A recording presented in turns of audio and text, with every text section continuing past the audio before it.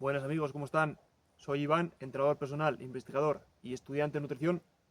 Y hoy quiero ilustraros y hoy quiero ofreceros una información muy relevante en el sentido que nos permitirá tener una mejor comprensión de cuál es el mejor estado metabólico para nuestra especie, es decir, cuál es la fuente de energía preferida para nuestra especie, si las grasas o la glucosa, porque hay que tener que las demás especies que habitan o que pueblan este planeta están utilizando la grasa como sustrato energético.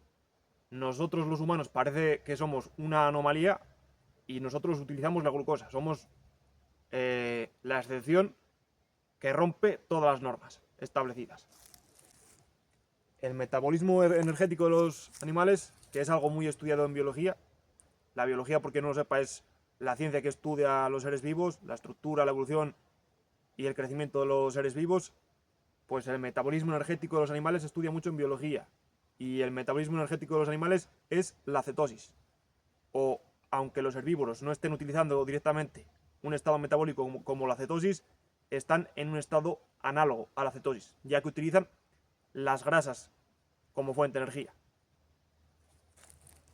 Ellos no comen grasa directamente, pero de forma indirecta producen grasa, que es lo que utilizan como energía. Los carbohidratos simples y complejos. Pues los carbohidratos simples, como la glucosa y como la fructosa, que se encuentra en las frutas y en la miel, no se encuentra en grandes concentraciones o muy abundante, es algo más bien escaso, es un recurso limitado. En cambio, los carbohidratos complejos, como pueden ser los almidones y la celulosa, pues estos carbohidratos complejos sí que los encontramos en mayores concentraciones en la naturaleza. Sin embargo, para poder digerirlos se requieren de diferentes microorganismos en el sistema digestivo para poder procesarlos eficientemente, como los rumiantes, por ejemplo, que tienen un ejército de bacterias en su sistema digestivo que les permite no solo neutralizar todos los antinutrientes, sino que además obtener energía a partir de la fermentación de la celulosa. Las proteínas no tendrían una función energética directamente, sino que más bien es una función estructural, es decir, la formación de neurotransmisores, enzimas, hormonas, el mantenimiento y la preservación de la masa muscular y el crecimiento del tejido muscular. Y las grasas tienen una función energética, son mucho más energéticas que la glucosa, porque nos aportan 9 calorías por gramo, que es lo que veis aquí a continuación. Luego las reservas de glucógeno y las reservas de grasa. Las reservas de glucógeno, que es la forma en la que se almacena la glucosa en el músculo y en el hígado, son muy limitadas y se agotan muy rápidamente. En cambio, las reservas de grasa son ilimitadas y pues eso, que al final estamos diseñados para utilizar la grasa, no la glucosa.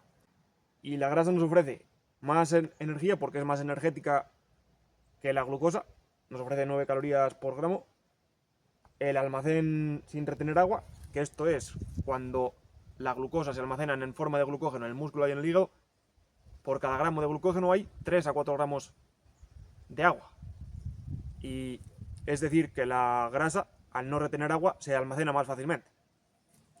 Y luego energía estable, pues las grasas te proporcionan energía estable, que no tienes esas fluctuaciones y esos altibajos en los niveles de la glucosa en la sangre.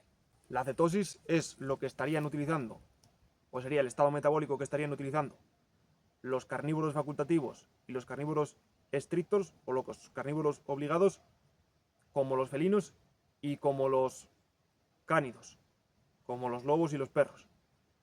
Los carnívoros estrictos o carnívoros obligados, como el propio nombre indica, son animales que se ven obligados a consumir únicamente, de forma exclusiva, alimentos de origen animal. Y los felinos, por ejemplo, están en cetosis. Y los carnívoros facultativos, es decir, que aunque pueden optar por consumir ciertos vegetales o pequeñas cantidades de vegetales, su biología está diseñada para prosperar con alimentos de origen animal, como es el caso de los lobos. Y sí es cierto que los carnívoros estrictos, como los felinos, tienen una capacidad innata de metabolizar la proteína para producir glucosa por medio de un proceso que se conoce como gluconeogénesis. Aún así, cuando consumen grandes cantidades de grasa o cuando están en ayunos, utilizan la grasa como sustrato energético. Y luego, por ejemplo, también los osos polares, cuando cazan focas y eso, pues ellos están en cetosis la mayor parte del tiempo también. Y los leones marinos, por ejemplo, que es una especie que depende de grasas marinas para sobrevivir, y eso les hace también estar en cetosis. Pues los herbívoros lo que hacen es descomponer la celulosa de las plantas para obtener ácidos grasos volátiles, que es lo que luego utilizan como energía. Hay que distinguir entre los rumiantes y los no rumiantes. Los rumiantes, como por ejemplo la vaca, tienen múltiples estómagos, 4 concretamente, el rumen, el retículo, el omaso y el abomaso, y eso les otorga una gran capacidad de fermentar la celulosa de las plantas, y principalmente fermentan esta celulosa en el rumen, que es el primer estómago que tiene, y de ahí obtienen ácidos grasos volátiles. Otra diferencia significativa de los animales rumiantes a los no rumiantes es la capacidad que tienen de rumiado, que es decir, la regurgitación de los alimentos para poder volverlos a masticar y de esa forma facilitar la digestión. Regurgitar quiere decir cuando el contenido del estómago se devuelve a la boca y al esófago para poder volverse a masticar. Y lo repito otra vez, lo que hacen es regurgitar, volver a masticar y facilitar la digestión con ese proceso. Ese es un sello o una característica que distingue a los animales rumiantes de los no rumiantes.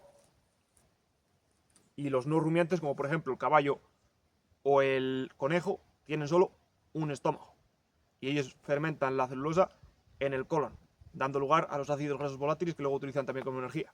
Vale, ellos a través del proceso de descomposición de la celulosa de las plantas pueden extraer ácidos grasos volátiles que son el butirato, el propionato y el acetato. El acetato sería el principal, o sea, el acetato lo pueden utilizar como energía. Luego el butirato lo pueden transformar en beta-hidroxibutirato. Y el último, el propionato, pueden producir a través de él glucosa en el hígado. Nosotros, por ejemplo, no tenemos la capacidad de obtener energía a partir de la celulosa de las plantas. Por lo tanto, es un sello que nos distingue de los herbívoros. Y tenemos un intestino delgado mucho más corto que nos asemeja mucho más a los carnívoros, no a los herbívoros.